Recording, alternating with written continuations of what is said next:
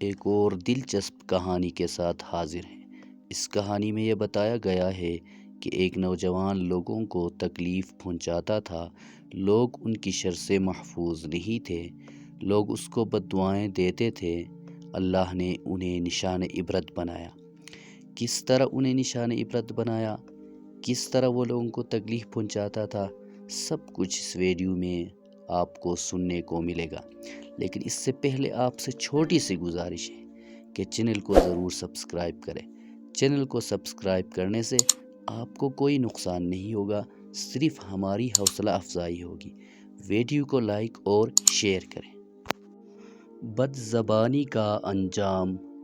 رامو گاؤں کا سب سے بد زبان اور بدتمیز آدمی تھا۔ اس کی زبان سے کبھی کسی کے لیے اچھے الفاظ نہ نکلتے۔ ہر وقت دوسروں کی تذلیل کرنا، طنز و طعنے دینا اور گالی گلوچ کرنا اس کا معمول تھا۔ گاؤں کے لوگ اس سے سخت نالاں تھے، لیکن کوئی اس کا کچھ نہیں بگاڑ سکتا تھا۔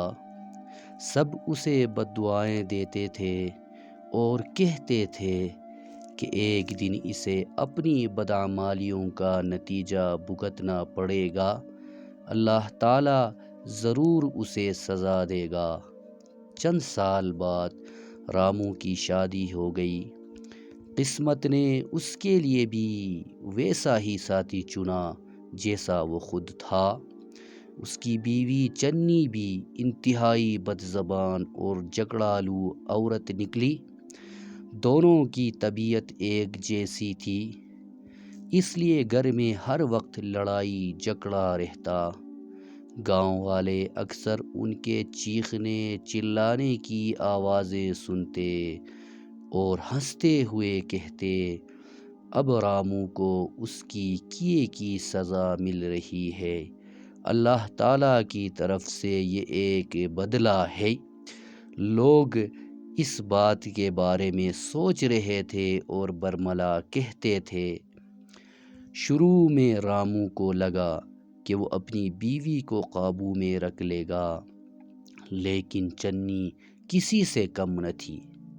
وہ بھی اسی کی زبان میں جواب دیتی، بلکہ بعض اوقات تو اس سے 2 قدم آگے نکل جاتی۔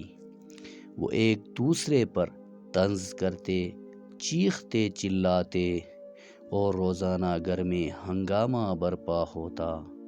رامو جو دوسروں کی زندگی جہنم بناتا تھا، اب خود جہنم میں جی رہا تھا۔ آہستہ آہستہ یہ جھگڑے اتنے بڑھ گئے کہ رامو کو ذہنی سکون نہ ملا۔ اس کا ذہنی سکون برباد ہو گیا۔ وہ گاؤں والوں سے بھی کٹ کر رہ گیا، کیونکہ سب اس کا مذاق اڑاتے تھے۔ وہ اپنی غلطیوں کا انجام دیکھ کر پچھتانے لگا، مگر اب بہت دیر ہو چکی تھی۔ ایک دن شدید جھگڑے کے بعد جب چنی نے اسے سخت طعنے دیے تو وہ برداشت نہ کر سکا۔ اس نے دل برداشتہ ہو کر اپنے ہی گھر میں خودکشی کر لی۔ جب گاؤں والوں کو اس کی موت کے بارے میں خبر ملی تو کسی کو حیرانی نہ ہوئی۔ سب یہی کہتے رہے، جو دوسروں کے لیے گڑھا کھودتا ہے وہ خود اسی میں گرتا ہے۔